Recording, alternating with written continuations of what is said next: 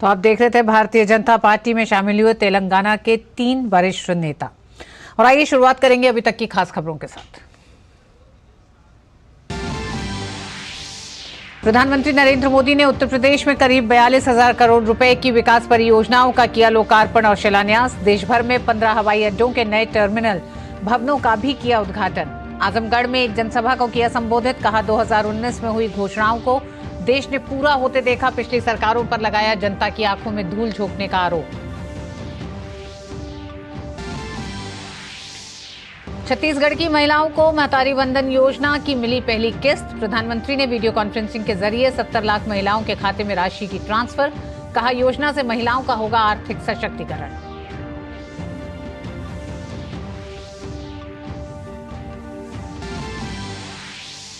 भारत ने EFTA group के साथ किया व्यापारिक समझौता। समझौते के बाद भारत और ईएफटीए में शामिल 4 देश। केंद्रीय वाणिज्य मंत्री पीयूष गोयल ने कहा ईएफटीए देशों को हर संभव सहायता देगा भारत। प्रधानमंत्री ने समझौते पर जताई खुशी।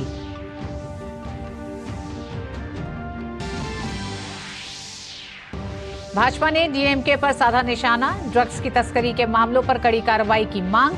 ड्रग्स से जुड़ी राजनीतिक फंडिंग को लोकतंत्र के लिए बताया खतरनाक।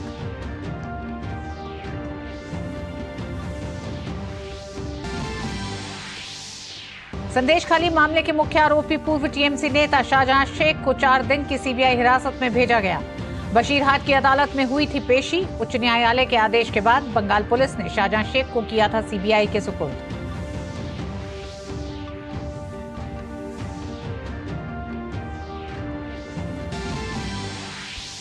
और बैडमिंटन में फ्रेंच ओपन के खिताबी मुकाबले में आज सात्विक चिराग की जोड़ी का चीनी ताइपे की जोड़ी से होगा घमासान। इस सत्र में लगातार तीसरे फाइनल में खिताब की तलाश में उतरेगी भारतीय जोड़ी।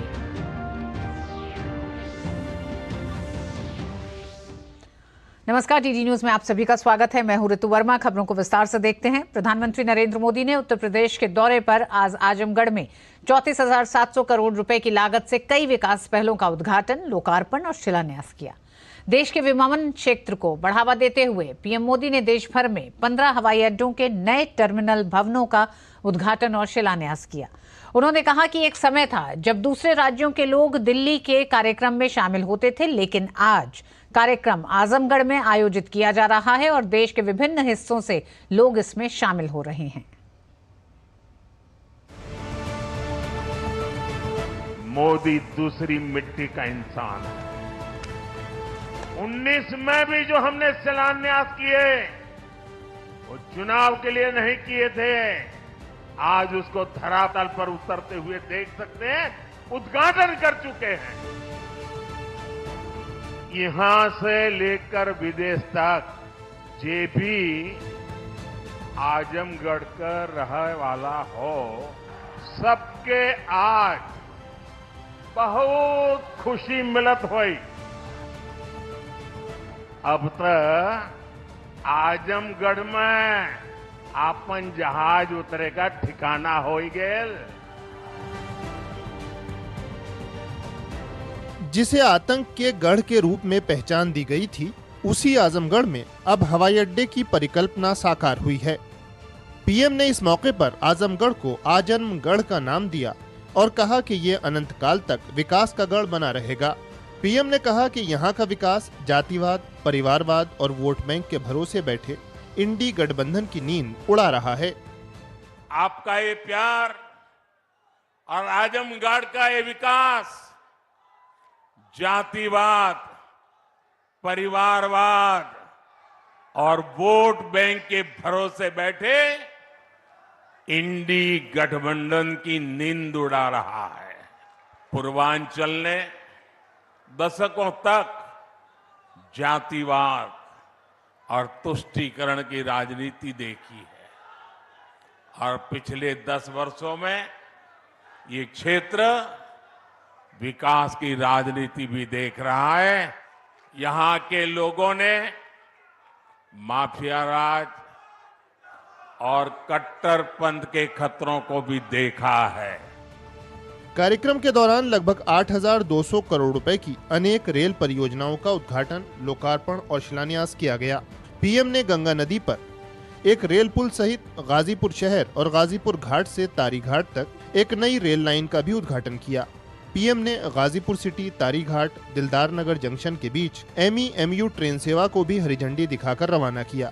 पीएम ने उत्तर प्रदेश में पूर्व की सरकारों पर गन्ना किसानों को परेशान करने का आरोप लगाया। पीएम ने कहा कि किसानों को पैसा तरसा तरसा कर मिलता था या फिर मिलता ही नहीं था। भाजपा की सरकार ने गन्ना किसानों का हजारों करोड़ का बकाया खत्म कराया है। पीएम ने कहा कि किसानों को आज पहले की तुलना में कई गुना न्यूनतम समर्थन मूल्य मिल रहा है। पीएम ने कहा कि आज के समय में छोटे शहरों में भी विकास पहुंच रहा है। हमारी सरकार जन कल्याण की योजनाओं को मेट्रो शहरों से आगे बढ़ाकर छोटे शहरों और गांव देहात तक ले गई। वैसे ही आधुनिक इंफ्रास्ट्रक्चर के काम को भी हम छोटे छोटे शहरों तक ले जा रहे हैं।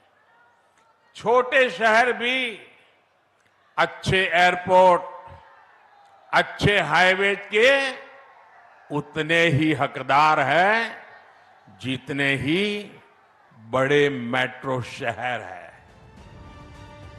पीएम ने उत्तर प्रदेश में प्रधानमंत्री ग्राम सड़क योजना के अंतर्गत 3700 करोड़ रुपए से अधिक की लागत से बनी 744 ग्रामीण सड़क परियोजनाओं को भी राष्ट्र को समर्पित किया। पीएम ने 19,000 करोड़ रुपए से अधिक की अनेक सड़क परियोजनाओं का लोकार्पण और शिलान्यास करने के साथ ही लखनऊ और रांची में लाइट हाउस परियोजना का उद्घाटन किया। इसके तहत आधुनिक आधारभूत संरचना के साथ 2000 से अधिक किफायती फ्लैट बनाए गए हैं। ब्यूरो इनपुट के साथ आजमगढ़ से शैलेंद्र मिश्र की रिपोर्ट, डीडी न्यूज। आजमगढ़ में आयोजित प्रधानमंत्री नरेंद्र मोदी की जनसभा में मुस्लिम समुदाय के लोग उत्साहित नजर आए। आजमगढ़ के रहने वाले एक मुसलमान युवक ने प्रधानमंत्री की जमकर तारीफ की। उन्होंने कहा, पीएम मोदी के वादे 100% सच होते हैं और आगे भी होते रहेंगे। सबसे पहले हमारा नारा सारे मुस्लिमों का पूरे देश में, न दूरी है न खाई है, मोदी हमारा भाई है। और मोदी की गारंटी 101% सत्य हुई है और होती रहेगी आगे भी। उधर छत्तीसगढ़ में महिला सशक्तिकरण को बड़ा बढ़ावा देते हुए प्रधानमंत्री ने महतारी वंदन योजना के तहत पहली किस्त का वितरण किया। यह योजना राज्य की पात्र विवाहित महिलाओं को मासिक प्रत्यक्ष लाभ अंतरण के रूप में 1,000 रुपए प्रति माह की वित्तीय सहायता प्रदान करने के लिए छत्तीसगढ़ में शुरू की गई है। महिलाओं का आर्थिक सशक्तिकरण सुनिश्चित करने, उन्हें वित्तीय सुरक्षा प्रदान करने, लैंगिक समानता को बढ़ावा देने और परिवार में महिलाओं की निर्णायक भूमिका को मजबूत करने के लिए इसकी परिकल्पना की गई है। महतारी वंदन योजना के तहत छत्तीसगढ़ की 70 लाख से ज्यादा माता बहनों को हर महीने 1,000 रुपया देने का वायदा किया गया था। बीजेपी सरकार ने अपना वादा पूरा किया है। आज महतारी वंदन योजना के तहत 655 करोड़ रुपए की पहली किस्त जारी की गई है। प्रधानमंत्री ने कहा कि उनकी सरकार का देश की 3 करोड़ महिलाओं को लखपति दीदी बनाने का संकल्प है। इससे इन महिलाओं का वित्तीय सशक्तिकरण होगा। पीएम ने कहा कि ड्रोन दीदी योजना के अंतर्गत सरकार महिलाओं को न सिर्फ ड्रोन उपलब्ध कराएगी बल्कि उनके संचालन के लिए प्रशिक्षण भी देगी। इस योजना से कृषि का आधुनिकीकरण होने के साथ साथ महिलाओं को अतिरिक्त आय का स्रोत भी उपलब्ध होगा। पीएम ने अन्य पार्टियों पर चुनाव के समय बड़े बड़े वादे करने का आरोप लगाया। उन्होंने कहा कि भाजपा साफ नीयत की पार्टी है और अपने वादे पूरे करती है। चुनाव के पहले कई पार्टियां बड़े बड़े वायदे करती हैं। आसमान से सारे सितारे चरणों में लाकर रख देने की बातें करती हैं। लेकिन भाजपा जैसी साफ नीयत वाली पार्टी ही अपने वायदे पूरी करती है। इसलिए बीजेपी सरकार बनने के इतने कम समय में महतारी वंदन योजना का यह वायदा पूरा हुआ है। भारत और यूरोपीय समूह EFTA के बीच वस्तुओं और सेवाओं के व्यापार तथा निवेश को बढ़ावा देने के लिए आज एक मुक्त व्यापार समझौते पर हस्ताक्षर हुए। इस समझौते को 7 मार्च को केंद्रीय मंत्रिमंडल से मंजूरी मिल गई थी। केंद्रीय वाणिज्य और उद्योग मंत्री पीयूष गोयल की उपस्थिति में दिल्ली में समझौते पर साइन किए गए। EFTA और भारत के बीच फार्मास्यूटिकल, रसायन, खाद्य प्रसंस्करण और स्वच्छ ऊर्जा सहयोग के नए द्वार खुलेंगे। भारत EFTA देशों को हर संभव सहायता देगा और उद्योग और व्यवसायों को न केवल प्रतिबद्ध लक्ष्यों को प्राप्त करने बल्कि उनसे आगे बढ़ने की सुविधा भी देगा। यूरोपीय मुक्त व्यापार संघ के 4 सदस्य आइसलैंड, लिechtenstein, नॉर्वे और स्विट्जरलैंड है। समझौते को आधिकारिक तौर पर व्यापार और आर्थिक साझेदारी समझौता कहा गया। इस मौके पर केंद्रीय मंत्री पीयूष गोयल ने कहा कि पहली बार इतिहास में EFTA देशों द्वारा भारत में $100 अरब के निवेश का वादा हुआ है।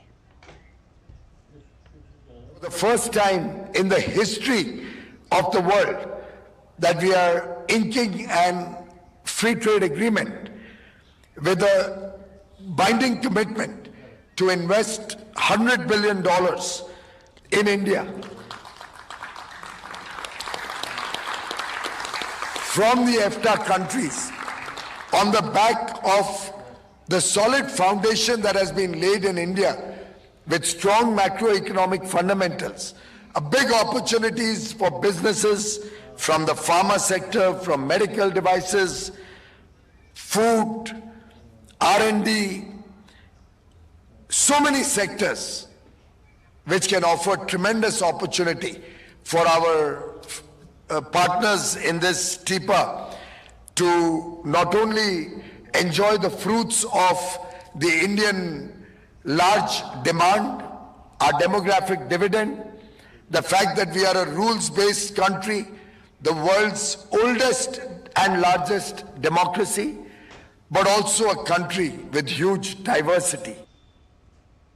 भारत ने EFTA ग्रुप के साथ किया व्यापारिक समझौते पर प्रधानमंत्री नरेंद्र मोदी ने खुशी जताई है।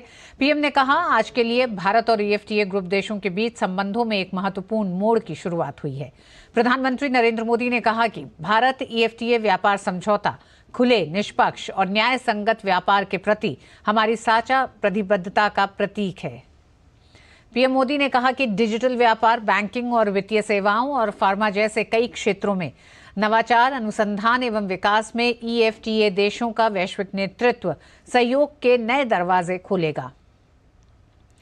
पीएम मोदी ने अपने लिखित संदेश में कहा कि भारत EFTA व्यापार और आर्थिक साझेदारी समझौते पर हस्ताक्षर करने में शामिल वार्ताकारों और हस्ताक्षरकर्ताओं को हार्दिक बधाई और शुभकामनाएं। विदेश मंत्री एस जयशंकर ने भारत और EFTA सदस्य देशों के साथ व्यापारिक समझौते पर खुशी जताते हुए इसे एक ऐतिहासिक पल बताया।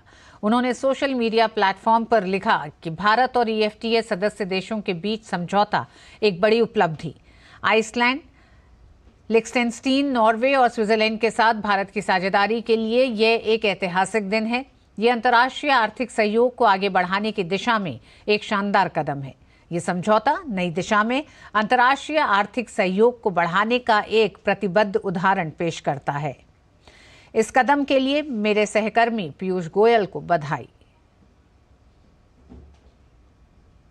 नारकोटिक्स कंट्रोल ब्यूरो ने भारत, ऑस्ट्रेलिया, न्यूजीलैंड के बीच नशीले पदार्थों की तस्करी के मुख्य सरगना जाफर सादिक को गिरफ्तार किया है। मामले में भाजपा ने DMK पर हमला बोला है। बीजेपी राष्ट्रीय महिला मोर्चा के अध्यक्ष वांती श्रीनिवासन ने कहा है कि तमिलनाडु भारतीय जनता पार्टी इस पर कार्रवाई की मांग कर चुकी है। गौरतलब है कि ड्रग तस्करी के मामले में पकड़ा गया व्यक्ति DMK का ऑफिस बेयरर है। The shocking issue here, how a person who is involved in this drug trafficking, it is not only the first time. It seems that in 2013 also the same person has been accused of a same kind of a case, drug case. And in 2019 also in Mumbai, there was a case which is this accused person is involved in this. The very same person who has been appointed as an office bearer in the ruling DMK. Bhajpa ने केरल, तमिलनाडु और कर्नाटक की सरकार पर निशाना साधते हुए कहा है कि ये राज्य ड्रग तस्करी का अड्डा बना हुआ है। उनका कहना है कि कांग्रेस पार्टी और इंडिया अलायंस करप्शन के प्रतीक बन चुके हैं। Is the Congress party and the India alliance part of the corrupt national bonding that has brought them together? If Tamil Nadu, a cartel has been found, investigation has been done, and there is smoking gun evidence to establish the link when hot money from the drug connection is invested in hospitality films. There's also a report of some connection with Hollywood, Bollywood. Now all this has to be examined, and I think it has to be an international investigation. The NIA should be involved, and the Chief Minister is liable to answer. पश्चिम बंगाल में इंडी गठबंधन को झटका देते हुए तृणमूल कांग्रेस ने आज लोकसभा चुनाव के लिए पश्चिम बंगाल में अपने उम्मीदवारों की लिस्ट जारी कर दी है। टीएमसी ने सभी 42 सीटों पर उम्मीदवारों के नाम घोषित कर दिए हैं। सीएम ममता के भतीजे और अभिषेक बैनर्जी ने उम्मीदवारों के नामों का ऐलान किया। लिस्ट की घोषणा के साथ ही ये बात भी स्पष्ट हो चुकी है कि पश्चिम बंगाल में ममता ने गठबंधन के लिए कोई गुंजाइश नहीं छोड़ी है। वहीं बोहिरागोतो का नारा बुलंद करने वाली टीएमसी ने बाहरी उम्मीदवारों, जिनमें आसनसोल से शत्रुघ्न सिन्हा और बर्धमान दुर्गापुर से पूर्व क्रिकेटर कीर्ति आजाद को मैदान में उतारा गया है। वहीं टीएमसी की लिस्ट में पूर्व क्रिकेटर यूसुफ पठान का नाम भी शामिल है। यूसुफ पठान बहरामपुर से चुनाव लड़ेंगे। इसके अलावा संसद में पैसे लेकर सवाल पूछने के मामले में बर्खास्त महुआ मोइत्रा को भी कृष्णानगर से टिकट दिया है। वहीं नुसरत जहां का नाम काट दिया गया है। बंगाल में भाजपा की मीडिया प्रभारी किया घोष ने सोशल मीडिया प्लेटफॉर्म एक्स पर टीएमसी पर तंज कसते हुए कहा है कि अभिषेक बैनर्जी खुद बीजेपी नेताओं को बोहिरागोटो यानी बाहरी कहते हैं, फिर भी उन्होंने यूसुफ पठान, शत्रुघ्न सिन्हा और कीर्ति आजाद को अपना उम्मीदवार बनाया है। ये तो घोर पाखंड है। उधर संदेशखाली मामले में आरोपी शाहजहां शेख को सीबीआई ने आज कोर्ट में पेश किया।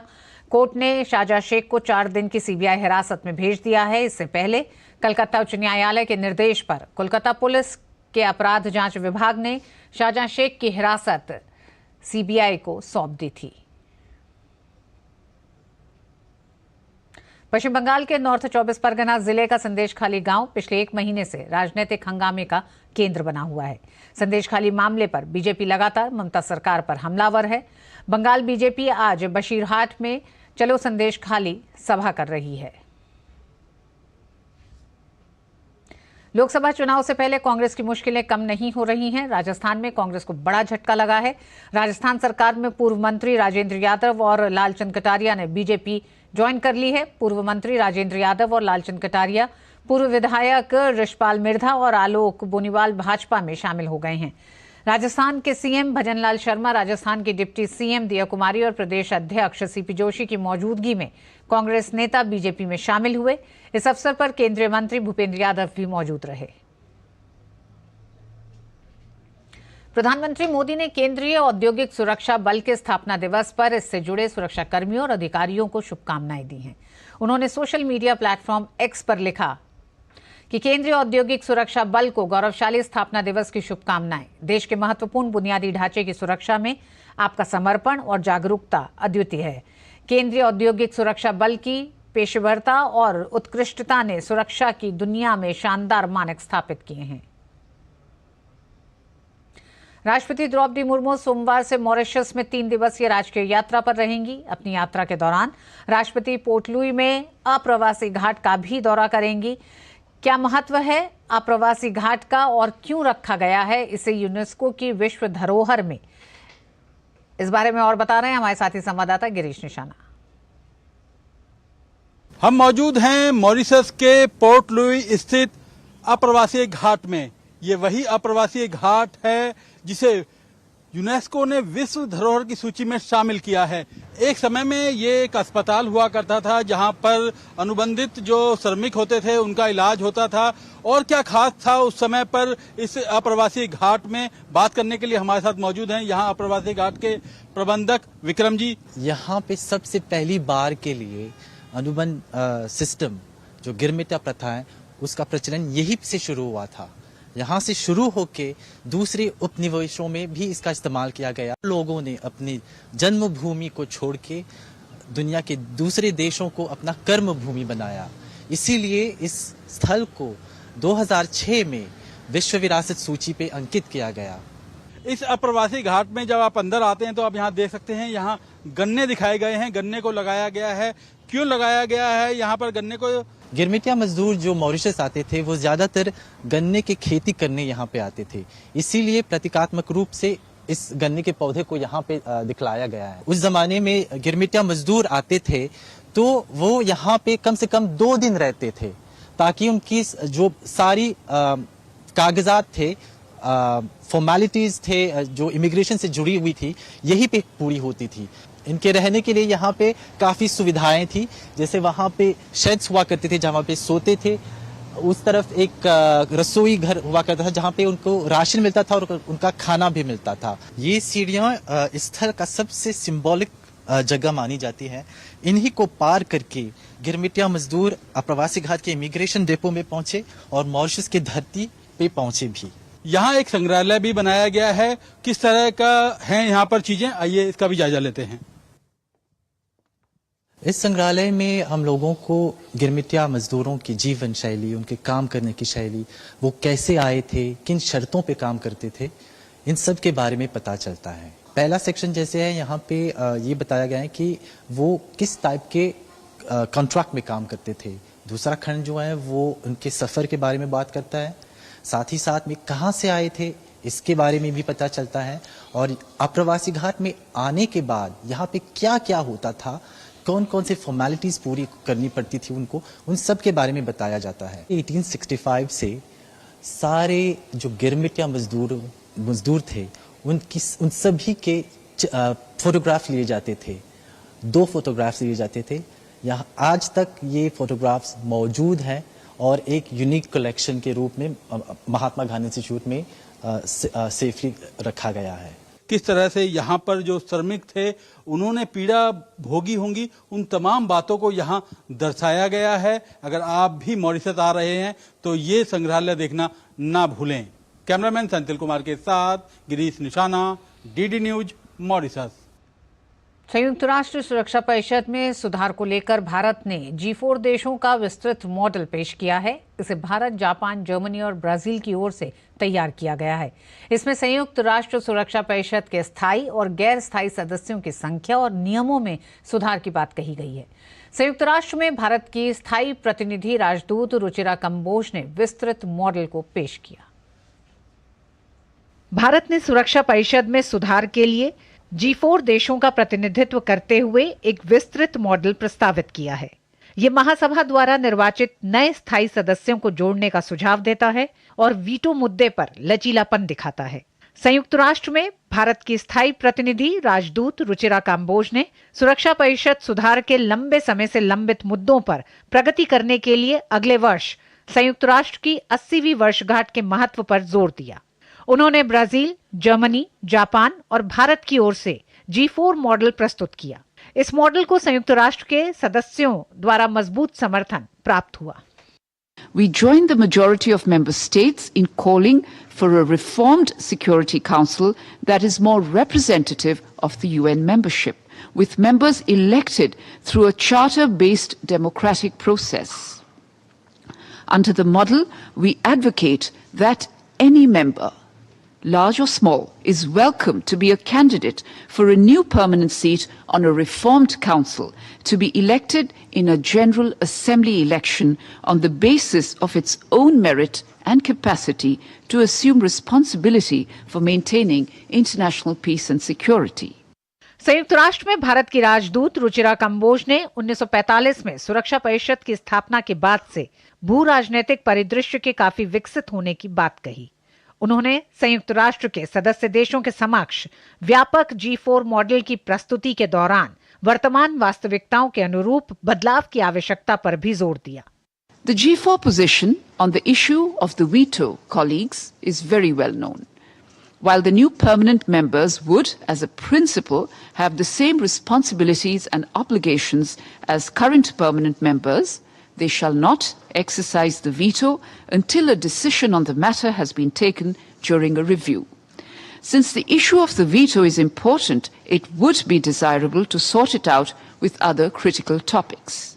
And at the same time, we should not allow the veto issue to have a veto over the process of the Council reform itself. Our proposal, I would also add, is also a gesture of showing flexibility on the issue for a constructive negotiation. G4 model सुरक्षा परिषद की सदस्यता को 15 से बढ़ाकर 25 से 26 करने का सुझाव देता है। इसमें 6 स्थायी और 4 या 5 गैर स्थायी सदस्यों को शामिल करने की बात कही गई है। सुरक्षा परिषद में 2 अफ्रीकी देशों, 2 एशिया प्रशांत देशों, 1 लैटिन अमेरिका एवं कैरिबियाई देश तथा पश्चिमी यूरोपीय एवं अन्य क्षेत्रों से 1 देश को स्थायी सदस्य के रूप में शामिल करने का प्रस्ताव रखा गया है। Bureau report, DD news. और इस बुलेटिन में बस इतना ही। मुझे दीजिए अनुमति। नमस्कार।